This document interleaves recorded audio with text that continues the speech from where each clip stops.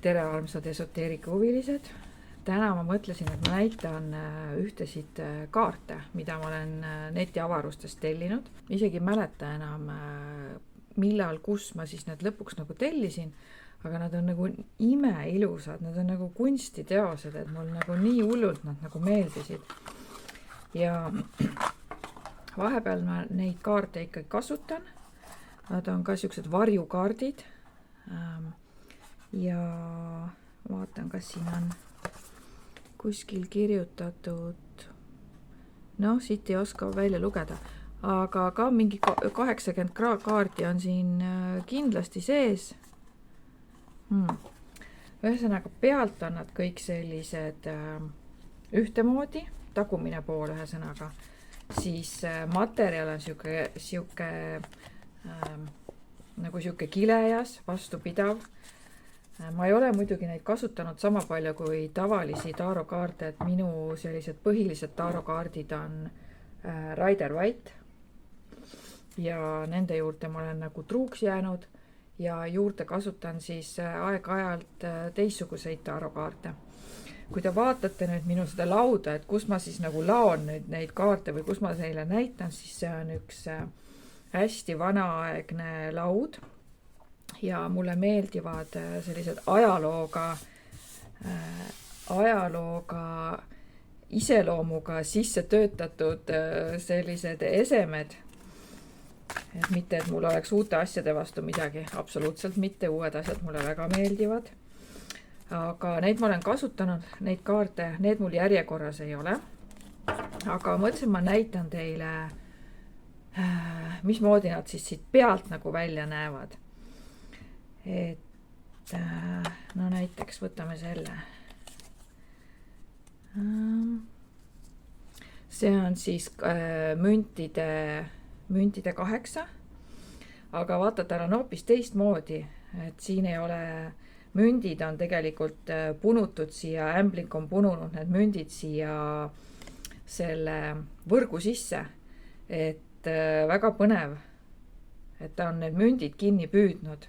Ta on vaeva näinud, aga nendel kaardipakil ei olnud kaasas seda juhendit, et mida miski kaart tähendab. Ja mina olen iseenda meeltes, mõtetes, intuitsioonis neile omad sellised tähendused juurde mõelnud. Et minu jaoks see tähendab, et inimene võib ise olla ämblik, kes väga püüab selle raha poole, oma kukrusse, oma süsteemi, et energiasüsteem, peresüsteem, ettevõttesüsteem, riiklik süsteem, aga et ta võib ämblik öelda, et ta imeb ju oma saagi verest tühjaks. Vereimeja. Siin on mingi vereimeja teema on siin mängus.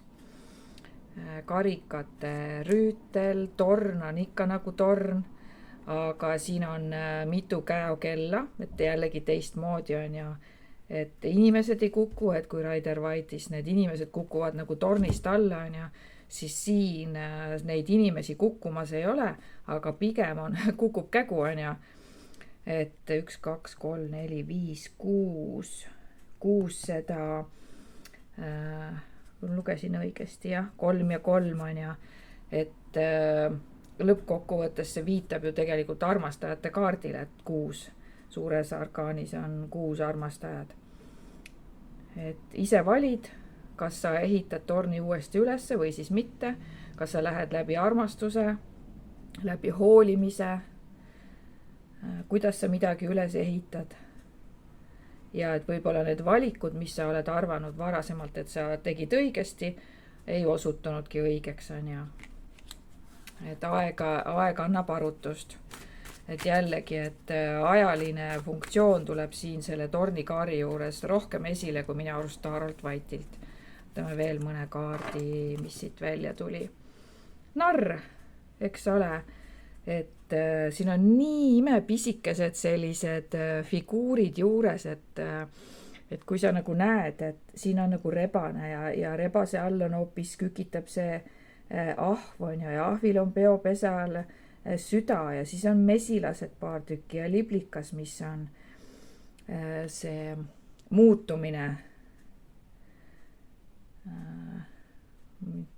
Ja miskid sellised figuurid on siin veel ja siis see narrikaart ei ole hoopis, et on nagu Raider-Vaiter on poiss pisikese kompsuga on ja siis siin on tuvid, noor naine, kes hüppab nagu kuskile õnnelikult ja rõõmsalt ja tema hinges on rahutuvid, tuul lendleb. Et vaatame veel siit. Müntide kuningas on draakoniga ja hoopis puu sees, puust välja kasvanud. Münt on tal siin pea kohal. Ühe käe peal on tal tammetõru ja ta ongi nagu tammepuu. Et ühest tammepuust sünnib väga palju uusi tammesid, tammetõrusid, uusi puid, aeganõudvus, tugevus ja eestlastele on ju ka tamm väga oluline, et draakon võib-olla ongi siis nende idamaadele rohkem nagu südamelähedane. Aga kah draakon ei lenda, ta on siin tamme all. Et praegusel juhul ta on, võib-olla isegi kaitseb seda kuningat siin. Mis siit veel on karikate 3. Karikate 3 on ju täitsa näkineiud on siin. Noh, näkineiud võivad ka salakavalad olla. Peibutavad ju laevamehi ikkagi sinna hukatusse. Et jällegi siuke. Nii, mis siin veel on? Kohtumõistmine. Kohtumõistmisel ei ole siuke dramaatiline. On küll moonid, mis on illusioonid, liblikad sinised on nagu hinged sinine on ja puhub pilli. Läheb kohe lendu. Mis siit veel tuli? Need sauade 6. Jällegi sellise võidukas kaart. Nii, ühesõnaga need kaardid on kõik sellised nagu kunstiteosed, siin on lihtsalt sa võtad ja vaatad ja mina ütlen, et ma olen nagu iga kord näinud selle jällegi mingisuguseid uusi detaile, uus tähendus on kuidagi ladumisel nagu tulnud juurde, et mida ma ennem ei ole nagu märganud ja kõiki ei oskagi nagu selgitada, et ka see päike ja mis lind see on, millel ta siin istub. Ja. Et tõesti, et imelised kunstiteosed on see. Et mind kui kunstniku need ka ikkagi väga nagu paeluvad, ja see saatan on ju, et saatan on ka siin tegelikult ta suht ilus on, et ta ei ole kedagi siin vangistanud nagu Raider-Vaiter kaardides, vaid inimene on ise siin, oma maskid siin ja mingi nool on tal maskil veel siin huulte vahel ja et inimene ennast lukku pannud oma mõtetesse, et siuksed püüdlused ja aga sellel saatanal on ka süda siin käe vahel on ja mis sümboliseerib ka kirge. Surm on nagu jällegi imeilus, et täitsa alguses ma arvasin, et see on nagu päikesekaart hoopis, et nii kollane, nii kuldne, et täitsa fööniks on siin, fööniks tõuseb tuhast on ja jällegi ta omandab hoopis siukse teistsuguse tähenduse. Ja. Et kui huvi on, võite ka netiavarustest vaadata ja otsida neid kaarte, et kui huvi on. nii, aga tegelikult võiks ju nendega mingisuguse ladumise ka teha, et näiteks ka, et kuidas Eestil läheb, äkki midagi positiivset tuleb siit, kuidas Eestil läheb lähima, ütleme 3-4 kuu jooksul, suvine aeg. Et võtan alguses siuksed 2 siukest põhikaarti. Nii, ongi surm, muutused, transformatsioon ja sauade see mõõk või mis saua, see mõtlesin, et praegust tekkis tõrge on ja mõõkade rüütel. Siis see näitab seda, et kiiresti kihutatakse mingite asjade lõpetamise suunas. Et lõpetada mingisugust situatsiooni, mingit olukorda, kiirus on siin taga, kedagi jahitakse, aetakse taga ja foon võib olla, inimeste fookus võib olla sellises kohas, mis on tekitatud tehislikult. Siin kasutatakse kavalust, räägitakse seal juures hästi palju või ajatakse mingisugust mulli või mingid asjad puhutakse nagu tohutu suureks, mis ei olegi nagu nii suured ja nii olulised.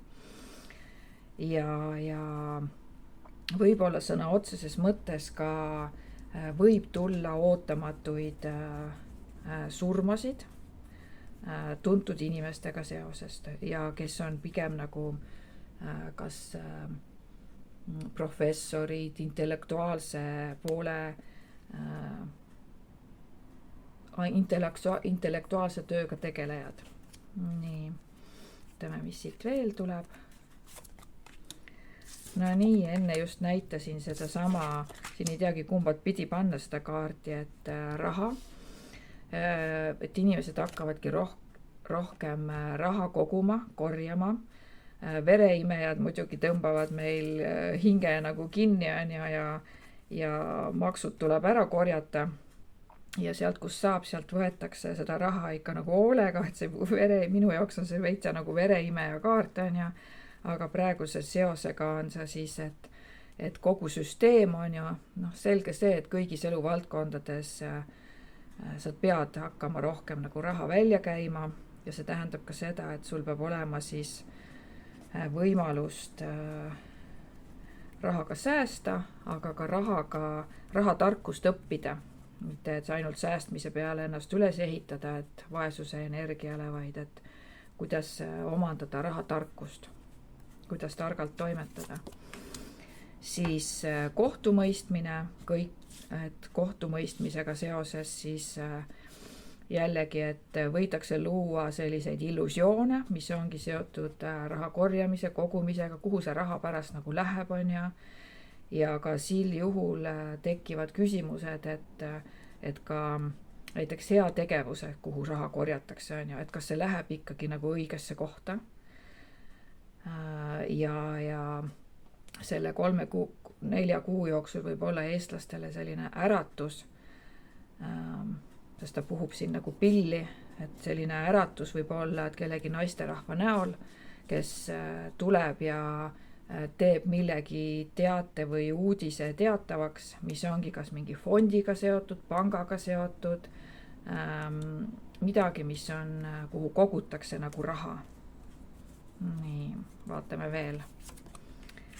Nii, täht ja jällegi rahakaart, et see on ka raha korjamine, kogumine, et kui siit vaadata, näitan siis naisterahvas kogub siin õunu omale siia korvi sisse, et aga see on tegelikult müntidega seotud ja see tähendab ka seda, et see raha kogumine ja korjamine kestab edasi.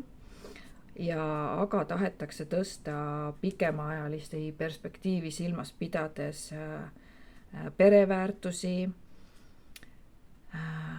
valmistutakse sügiseks, vaata, õunte korjamine on ja august, september. Et sügis arvatavasti on väga oluline ja tähtis ajaperiood, kus võtaks täitsa ühe kaardi veel siia juurde, et kus tuleb avalikkuse ette uusi staare, uusi uudiseid. Rõhutakse hästi palju inimeste emotsioonidele, tunnetele.